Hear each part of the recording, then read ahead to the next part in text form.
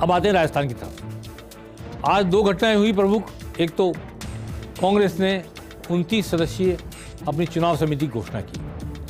ये चुनाव समिति कई हिस्सों में बंटेगी आगे चलकर और अलग अलग संभागों में जाकर संभावित प्रत्याशियों की पैनल तैयार करेगी और फिर केंद्रीय चुनाव समिति को भेजा जाएगा और फिर केंद्रीय चुनाव समिति अपने सर्वे रिपोर्ट और जो कुछ भी है उनके पास अवेलेबल जो भी सुझाव हैं, उनके अपने जो राजस्थान के प्रभारी और सह प्रभारी उनकी रिपोर्ट है, उनसे मिलान करके टिकट बांटने का काम करेंगे। जैसा उन्होंने कहा सितंबर में टिकट बांट दें काफ़ी कुछ।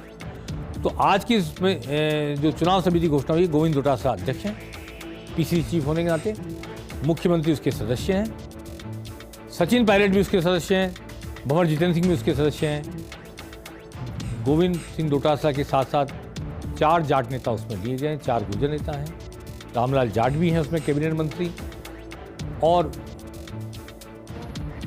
डूडी भी उसमें है, रामेश्वर डूडी। अधिकांश उसमें राजस्थान सरकार के मंत्री हैं। 2 महिलाएं हैं, शकुंतला रावत, ममता भूपेश।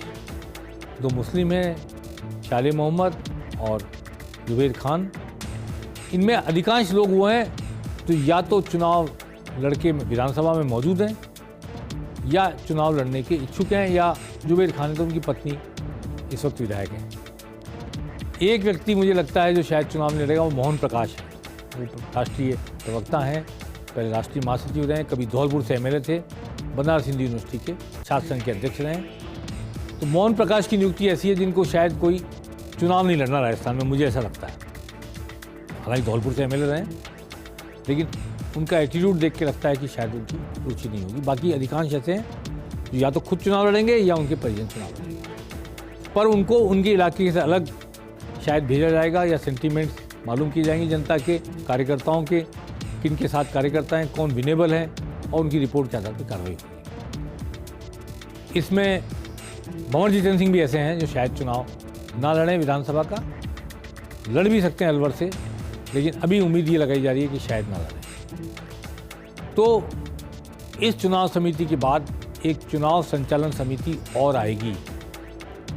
ये समिति चुनाव अभियान नहीं चला रही, इसलिए जो लोग उम्मीद से बैठे थे कि सचिन पायलट संयोजक बनने वाले हैं, आज गोविंद सिंह डोटासरा क्यों बन गए, वो प्रदेश अध्यक्ष होने के नाते बने हैं। और चुनाव संचालन समिति या चुनाव अभियान समिति, कुछ भी नाम दिया जाए, वो एक और आनी है।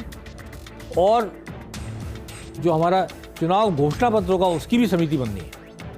2 समितियां कम से कम और आएंगी, और भी हो सकता है कांग्रेस किसी नए सिस्टम चुनाव लेना चाहे। तो ये आईएएस में अधिकांश गहलोत मंत्रिमंडल के सदस्य हैं, और सीधे सीधे कहूँ तो पूरी समिति में अशोक गहलोत समर्थकों का दबदबा है। 90% के आसपास मैं कह सकता हूँ अशोक गहलोत के समर्थक हैं। अब वो रमेश मीणा, मुरारी मीणा हैं, वो उनको दोनों तरफ मान लिया जाए, सचिन पायलट के साथ भी थे और अब अशोक गहलोत के साथ भी हैं। बाकी अधिकांश लोग अशोक गहलोत के समर्थक हैं, लेकिन मैं समझता हूं कि विनेबिलिटी क्राइटेरिया होगी और आला कमान अपने सर्वे, अपने प्रभारी और सह प्रभारियों की बात भी सुनेगा और उसके बाद फैसला लेगा। इसलिए ज़्यादा लार्जर ग्रुप बनाकर कोशिश की जा रही है, अधिक से अधिक राय प्राप्त हो, अधिक से अधिक लोगों के सेंटीमेंट्स पता लगें, लोग मत हासिल किया जा सके। अब बीजेपी ने आज 5 जिलाध्यक्ष नियुक्त कर दिए।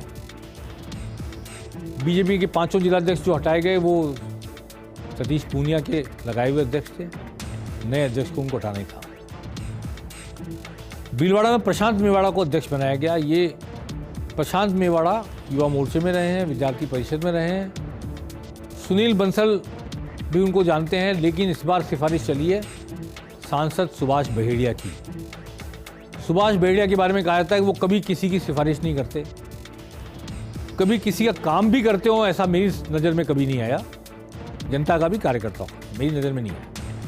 लेकिन इस बार उन्होंने, वहाँ के पत्रकारों का और राजनेताओं का कहना है कि उन्होंने एक सिफारिश करके जिला अध्यक्ष बनवाया है प्रशांत मेवाड़ा को। इसके 2 कारण हैं। एक तो लक्ष्मी नारायण डाड जो पूर्व में जिलाध्यक्ष रह चुके हैं, पिछले चुनाव के समय थे, और यूआईटी चेयरमैन रह चुके हैं, नगर परिषद के सभापति रह चुके हैं, उनका नाम नंबर 1 पे चल रहा था। वो वसुंधराजे के खाते में माने जाते हैं क्योंकि वसुंधराजे के ज़माने में वो यूआईटी चेयरमैन बनाए गए थे। उस वक्त ये प्रशांत मेवाड़ा यूआईटी के मेंबर थे, ट्रस्टी थे। अगर मैं आपको याद दिलाना चाहता हूँ कि सुभाष बहरिया ने लक्ष्मीनारायण डाट को यूआईटी चेयरमैन बनाने के वक्त विधानसभा की सदस्यता से इस्तीफा दे दिया था और विधानसभा नहीं गए थे, घर बैठ गए थे। इसलिए मेरी समझ में लक्ष्मीनारायण डाट को रोकने के लिए पहली बार उन्होंने कोई सिफारिश करके जिलाध्यक्ष बनवाया। जी, अब मिट्ठूलाल जाट ये सीपी जोशी के साथी हैं, चित्तौड़ की राजनीति में उनके सहयोगी हैं, और चंद्रमान सिंह आख्या की खिलाफत जब की गई थी तो सीपी जोशी ये दोनों साथ थे, इसलिए अध्यक्ष बनाए गए। सिरोही में सुरेश कोठारी बने हैं, उदयपुर के रहने वाले हैं, पर माउंट आबू में आबू रोड में यूआईटी के चेयरमैन रहे हैं, और भंसाली परिवार जो वहाँ पूरा बैक करता है बीजेपी को, उसके साथ जुड़े हुए हैं, और वहाँ पर भारतीय जनता पार्टी के चुनावों में जीत सुनिश्चित करने वाले पिछले चुनावों में प्रमुख व्यक्ति रहे हैं। इसके अलावा जो हनुमानगढ़ में बने देवेंद्र पारीक ये 3 बार के पार्षद हैं, इनकी वहाँ पे काफ़ी लोगों में पहचान है, लेकिन डॉक्टर राम प्रताप जो वहाँ से लगातार विधायक बनते आए वो शायद अब इनके पक्ष में नहीं थे, परंतु फिर भी इनको बनाया गया इनकी कार्यक्षमता को, सक्रियता को देखते हुए। और शरणपाल सिंह जो श्री गंगानगर में जिलाध्यक्ष बने हैं, उनको शायद उनका नाम भी बहुत सारे लोगों ने नहीं सुना होगा, जो सक्रिय हैं। मेरी कई पत्रकारों से बात की, उन्होंने पूछा ये कौन है जिलाध्यक्ष बने, सूरतगढ़ में रहते हैं शायद, पहले कभी उपाध्यक्ष रहे बीजेपी के जिला उपाध्यक्ष। लेकिन इनके बारे में कई ऐसे लोगों से जो समाज के दूसरे वर्ग से आते हैं मैंने बात की, तो पता लगा कि इनको कोई नहीं जानता। और चूँकि पूरे गंगानगर में वसुंधराजे समर्थकों की जमात है पूरी, इसलिए ये कहाँ से खोज के लाए गए और कैसे अध्यक्ष बनाए गए, हमारी खोजबीन जारी रहेगी। आने वाले वक्त में हम इसका भी पता लगाएंगे और